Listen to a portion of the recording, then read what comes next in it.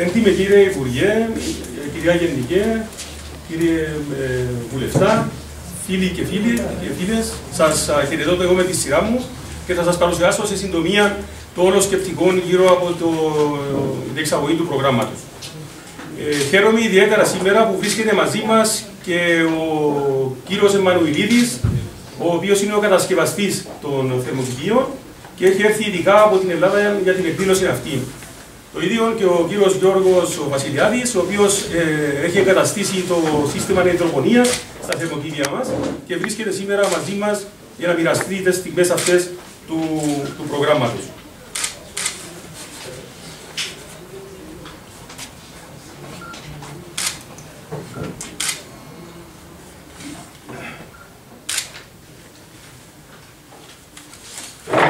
Κάποια γενικά στοιχεία του έργου με ακρονίμιο Adapt to Change και συγχρηματοδοτείται από την Ευρωπαϊκή Ένωση και τους εθνικούς πόρους. Ανήκει σε ένα πρόγραμμα Life Plus και έχει ένα συνολικό προϋπολογισμό γύρω στα 2,6 εκατομμύρια ευρώ. Η διάρκεια του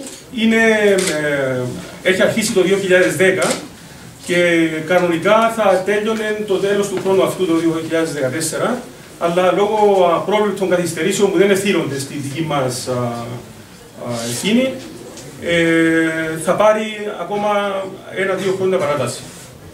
Στο πρόγραμμα συμμετέχουν επίσης το ΤΕΙ Λάρισσας ως συντονιστής του έργου, το Πανεπιστήμιο Θεσσαλίας, το ΤΕΙ Πειραιά και το ΚΕΚ Ευρωπληροφόρηση από την Ελλάδα. Τώρα, ποιο είναι το σκεπτικό γύρω από όλο αυτό το πρόγραμμα? Όλοι γνωρίζουμε τη σημασία του πρωτογενή τομέα στην οικονομία της χώρας. Υπάρχουν διάφορα προβλήματα τα οποία είναι διαχρονικά στον γεωργικό κόσμο και έχουν δυστυχώς ενταθεί λόγω της οικονομικής κρίσης που μαστίζει τα τελευταία χρόνια τη χώρα μας. Άρα, ο πρωτογενής τομέας είναι, όπως έχει δει και ο κύριος Υπουργός, ένα δίωδος, ένα μέσο για αντιμετώπιση της οικονομικής κρίσης. Επίσης, πέραν της οικονομικής κρίσης, η περιοχή μας έχει να αντιμετωπίσει και κλιματικές αλλαγές, οι οποίες πλήττουν την Ανατολική Μεσόγειο με όλα τα αρνητικά επακόλουθα που βλέπουμε. Ψηλές θερμοκρασίες, έλλειψη βροχόπτωσης, έντονα καιρικά φαινόμενα κτλ. Επίσης, όλη αυτή η κατάσταση, η κρίση που παρουσιάζεται σήμερα, μπορούμε να τη δούμε και σαν μια ευκαιρία για ανανέωση του αγροτικού κόσμου. Όλοι λέγαμε τα τελευταία χρόνια ότι υπάρχει ένας γυράσκον πληθυσμός στον γεωργικό τομέα και πρέπει να ανανεωθεί. Άρα τώρα παρουσιάζεται η ευκαιρία. Επίσης, μέσω αυτής της δραστηριότητας του πρωτογενή τομέα, προστατεύουμε και το περιβάλλον, όπως είναι και η απέτηση της Ευρωπαϊκής Ένωσης. Άρα, τα κύρια προβλήματα της αγροτικής παραγωγής, όπως είναι οι αυξημένες τιμές των πρώτων υλών, όπως είναι τα λιπάσματα, τα φυτοφάρμακα κτλ., η έλλειψη νερού άρδευσης, η απώλεια καλής γεωργικής γης σε άλλες δραστηριότητες, όπως είναι η οικιστική, τουριστική ανάπτυξη κτλ., η αύξηση της τιμής της ενέργειας, το πετρέλαιο, ο ηλεκτρισμός και άλλες πηγές ενέργειας, οι αυξημένες ανάγκες της αγοράς σε ποιότητα προϊόντων και ο αυξημένος ανταγωνισμός στην αγορά, είτε στην χώρα είτε για εισαγωγές, όλα αυτά τα προβλήματα μας έχουν κάνει να προχωρήσουμε στην υλοποίηση, στη συγγραφή και υλοποίηση του έργου αυτού, του Adapt to Change, ούτως ώστε μέσω της προώθησης των καλλιεργειών σε θερμοκήπια να προωθηθεί η νέα τεχνολογία και οι καινοτόμες πρακτικές στον γεωργικό κόσμο, με σκοπό τη μείωση του κόστους της παραγωγής, την αύξηση της ποιότητας των γεωργικών προϊόντων, τη βελτίωση των συνθηκών εργασίας στα θερμοκήπια και ως εκ τούτου όλοι αυτοί οι παράγοντες να αποτελέσουν και ένα κίνητρο για να ασχοληθούν οι νέοι στο γεωργικό τομέα. Μετά, μέσω αυτού του προγράμματος προσφέρουμε μια άλλη επιλογή για εφαρμογή ανανεώσιμων πηγών ενέργειας. Μια τέτοια επιλογή είναι και η αβαθής γεωθερμία. Επίσης, προσβλέπουμε σε εξοικονόμηση νερού άρδευσης, τόσο με τη συλλογή των όμβριων υδάτων που συνυπολογίζεται στο όλο σύστημα, την εφαρμογή ενός κλειστού υδροπονικού συστήματος Όπως επίσης και το καινοτόμα πρακτική της συγκύκλωσης της υγρασίας του αέρα για να παράξουμε νερό άρδευσης, καλής ποιότητας νερό άρδευσης, για να συμπληρώσουμε το υδατικό ισοζύγιο των θερμοκηπίων. Επίσης, μέσω αυτών των όλων της τεχνολογίας, των κλειστών υδροπονικών συστημάτων κτλ., εξοικονομούμε και λιπάσματα, που είναι ένας ακριβώς πόρος σήμερα για τις θερμοκηπιακές καλλιέργειες. Επίσης, με την χρήση ενός έξυπνου αυτοματισμού, προσβλέπουμε στη βελτιοποίηση των συνθηκών περιβάλλοντος στα θερμοκήπια. Διαλέξαμε την περιοχή για να τοποθετηθεί αυτή η μονάδα στο Ζήγη, για να είμαστε κοντά σε μια περιοχή όπου υπάρχει μεγάλη έκταση θερμοκηπιακών καλλιεργειών, για να είναι τα αποτελέσματα μας εφαρμόσιμα στον αγροτικό κόσμο. Εδώ βλέπουμε ένα γενικό διάγραμμα των θερμοκηπίων όπως έχουν γίνει στην Κύπρο. Και λέω στην Κύπρο, διότι η παρόμοια μονάδα έχει εγκατασταθεί και στο ΤΕΙ Λάρισσας, στην Ελλάδα, ούτως ώστε να μπορέσουμε να συγκρίνουμε τις διάφορες συνθήκες τόσο μεταξύ των θερμοκηπίων, του θερμοκηπίου Μάρτυρα και του θερμοκηπίου με τους νεοτερισμούς και τις καινοτομίες στην κάθε περιοχή, όσο και στην σύγκριση των αποτελεσμάτων μεταξύ των δύο περιοχών, για να δούμε αν υπάρχουν διαφορές και κατά πόσον τα αποτελέσματα διαφέρουν από περιοχή σε περιοχή. Βασικό εργαλείο, βασικός μηχανισμός του όλου συστήματος είναι οι γεωθερμικές αντλίες, οι οποίες παίρνουν την ενέργεια από την γη, από το έδαφος. Βλέπουμε εδώ το πηγάδι βάθους 100 μέτρων στην περίπτωση τη δική μας, όπου κυκλοφορά νερό μέσα, έρχεται στην αντλία θερμότητας, παίρνουμε τη θερμοκρασία, τη θερμότητα του νερού που είναι αποθηκευμένη στο έδαφος και τη μετατρέπουμε σε έναν ψηλότερο επίπεδο σε θερμοκρασία νερού που να μπορεί να θερμαίνει το θερμοκήπιο. Εδώ ένα θερμικό προφίλ μιας περιοχής. Είναι οι θερμοκρασίες του εδάφους. Βλέπουμε εδώ το βάθος του εδάφους σε μέτρα και τη θερμοκρασία του εδάφους. Βλέπουμε ότι όσο προσπορούμε προς τα κάτω, η θερμοκρασία του εδάφους γίνεται σταθερή. Φτάνουμε σε ένα βάθος γύρω στα 15-16 μέτρα, όπου η θερμοκρασία πλέον είναι σταθερή και δεν μεταβάλλεται από τις καιρικές συνθήκες. Βλέπουμε εδώ πώς μεταβάλλεται η θερμοκρασία στις διάφορες εποχές του χρόνου. Κάτω είναι σταθερή. Άρα εδώ κάτω, σε βάθος 100 μέτρων, όπως έχω προαναφέρει, έχουμε τους εναλλάκτες μας, όπου παίρνουμε την θερμότητα του εδάφους και τη χρησιμοποιούμε για θέρμανση των θερμοκηπίων. Βλέπουμε εδώ σχηματικά το θερμοκήπιο και βλέπουμε εδώ τα πηγάδια και τους εναλλάκτες θερμότητας που παίρνουν τη θερμότητα και τη μεταφέρουν στο θερμοκήπιο. Εδώ βλέπουμε μια φωτογραφία των πηγαδιών όπως ήταν το Μάιο του 2012 που έχουν ανορριχθεί. Συνολικά εδώ στην θερμοκηπιακή μας μονάδα έχουμε 10 πηγάδια βάθους 100 μέτρων, από τα οποία παίρνουμε την ενέργεια για να θερμαίνουμε το πειραματικό θερμοκήπιο που θα δούμε σε λίγο. Τα βασικά συστήματα του πιλωτικού θερμοκηπίου είναι ουσιαστικά 5. Είναι το σύστημα δροσισμού και εξαρισμού με φυσικών και δυναμικών εξαρισμών, το σύστημα της γεωθερμικής αντλίας θερμού ψυχρού νερού, όπως έχουμε δει, το σύστημα αναφύγρασης του αέρα στο πιλωτικό θερμοκήπιο για να παίρνουμε νερό για άρδευση, το σύστημα υδροπονίας και το κεντρικό σύστημα ελέγχου των διαφόρων συστημάτων, ούτως ώστε με έξυπνον τρόπο να μπορέσουμε να βελτιστοποιήσουμε την λειτουργία του κάθε συστήματος για να έχουμε την μέγιστη απόδοση και εξοικονόμηση ενέργειας και νερού. Εδώ βλέπετε σχηματικά το ανοιχτό υδροπονικό σύστημα, όπως εφαρμόζεται στο θερμοκήπιο Μάρτυρας. Εδώ βλέπουμε την ετοιμασία του θρεπτικού διαλύματος από τον αναμίχτη λιπασμάτων.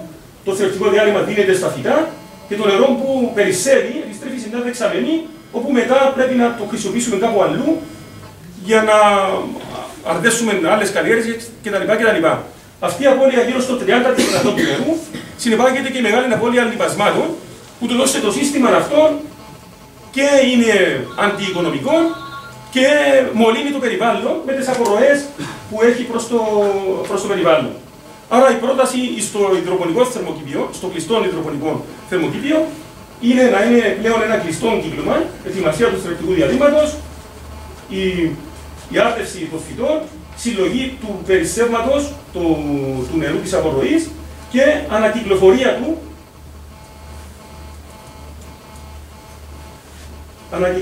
του ξανά στον αναμίχτη, ούτως ώστε να έχουμε πλέον ένα κλειστό σύστημα και να μην έχουμε απορροές προς το περιβάλλον για να μολύνουμε το περιβάλλον και για να χάνουμε θρεπτικό διάλειμμα, δηλαδή λιπάσματα και νερό. Εδώ βλέπουμε τα αρχικά στάδια της κατασκευής των θερμοκηπίων. Βλέπουμε αριστερά τα πρώτα στάδια τον Ιούνιο του 2012 και μετά βλέπουμε το επιπρόσθετο παράθυρο που τοποθετείται πάνω. Το παράθυρο αυτό πάλι είναι καινοτομία, ανοίγει και κλείνει οριζόντια με το έδαφος, ούτως ώστε να πετυχαίνουμε έναν πολύ καλό εξαριθμό στα θερμοκήπια. Εδώ βλέπουμε τη μονάδα των αντελειών θερμότητας. Αυτά τα άσπρα, αυτές οι άσπρες συσκευές που βλέπετε είναι οι αντελείες θερμότητας που παίρνουν τη θερμότητα από τη γη και την μεταφέρουν σε αυτά τα κόκκινα δοχεία που βλέπετε. Είναι ζεστό νερό εδώ και το νερό το ζεστό κυκλοφορεί στα θερμοκήπια για να θερμαίνονται το χειμώνα. Εδώ βλέπουμε τις καταλήξεις των γεωαντακτών. Είναι δηλαδή το σημείο που βγαίνουν οι σωληνώσεις από τα πηγάδια που μεταφέρνουν τη θερμότητα και εισέρχεται το νερό στις αντλίες θερμότητας για να χρησιμοποιήσουμε τη θέρμανση. Εδώ βλέπουμε τον αγωγό αφήγρασης του αέρα. Αυτός ο αγωγός που βλέπετε εδώ παίρνει τον αέρα από το θερμοκήπιο, των θερμών και υγρών αέρα, τον μεταφέρει μέσω ενός εναλλάκτη θερμότητας που βρίσκεται εδώ, ο οποίος είναι ψυχρός, ψύχεται από την γεωθερμία, από την γεωθερμική αντλία. Γίνεται condensation, εδώ γίνεται συγκύκλωση των υδρατμών, παίρνουμε το νερό για να το χρησιμοποιήσουμε για άρδευση και μετά ο αέρας ξαναοδηγείται πίσω στο θερμοκήπιο για να έχουμε κλειστό κύκλωμα. Εδώ βλέπετε διαγραμματικά την όλη διαδικασία. Έρχεται ο ζεστός υγρός αέρας, περνά από τον εναλλάκτη των ψυχρών, παίρνουμε το νερό και μετά ξαναπερνά ο αέρας από ένα θερμό εναλλακτή για να το ανεβάσει τον πάλι τη θερμοκρασία και να εισαχθεί στο θερμοκήπιο σε μια θερμοκρασία για να μπορούν τα φυτά να την αντέξουν, να μην είναι πολύ ψυχρό και να έχουν βλάβες στα φυτά. Εδώ βλέπετε το μηχανοστάσιο της μονάδας. Εδώ μέσα είναι εγκαταστημένοι όλοι οι αυτοματισμοί που έχουμε δει, πρώτα μηχανήματα. Και βλέπουμε και το σημείο όπου παίρνουμε τα όμβρια ύδατα, τα νερά που έρχονται από τα θερμοκήπια, σε περίπτωση βροχής, και τα αποθηκεύουμε για να ενισχύουν και πάλι το υδατικό ισοζύγιο των θερμοκηπίων. Εδώ βλέπουμε σταδιακά πάλι τα στάδια εγκατάστασης του συστήματος δροσισμού. Βλέπουμε τους εξαριστήρες που βγάζουν έξω το θερμό αέρα. Βλέπουμε την υγρά μπαριά, το cooling pad το λεγόμενο, από το οποίο περνά ο αέρας και ψύχεται, και πίσω από το cooling pad υπάρχουν οι κερσίδες αέρα, παράθυρα δηλαδή, τα οποία ανοίγουν αυτόματα, ώστε όταν λειτουργεί το σύστημα να ανοίγουν, να παίρνει ο αέρας, και όταν δεν λειτουργά να κλείνουν για να μην χάνουμε ενέργεια από το θερμοκήπιο. Εδώ βλέπουμε την ολοκλήρωση της κατασκευής των θερμοκηπίων τον Δεκέμβριο του 2012.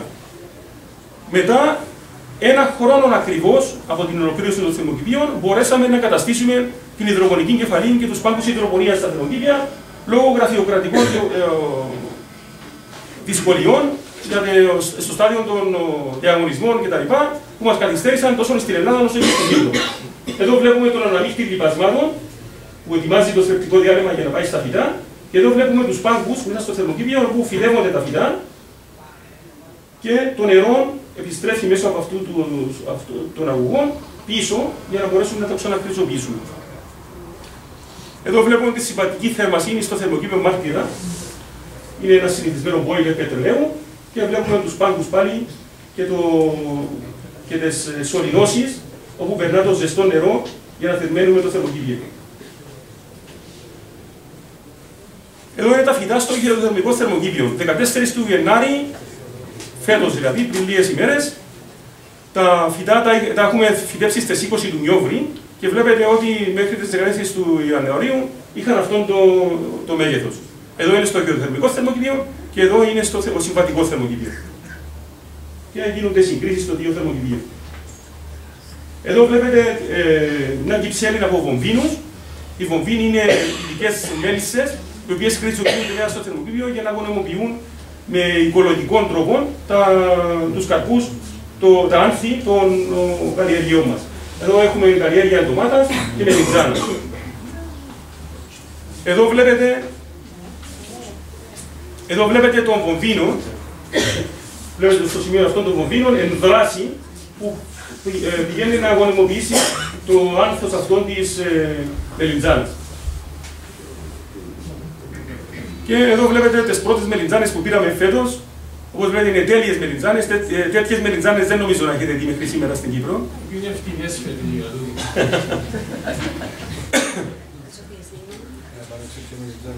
Τώρα, από το Δεκέμβριο του 2012 που τελείωσαν τα θερμοκήπια, αρχίσαμε μια σειρά μετρήσεων για να ελέγξουμε τα συστήματα, ούτως ώστε να είναι έτοιμα για την εγκατάσταση των φυτιών.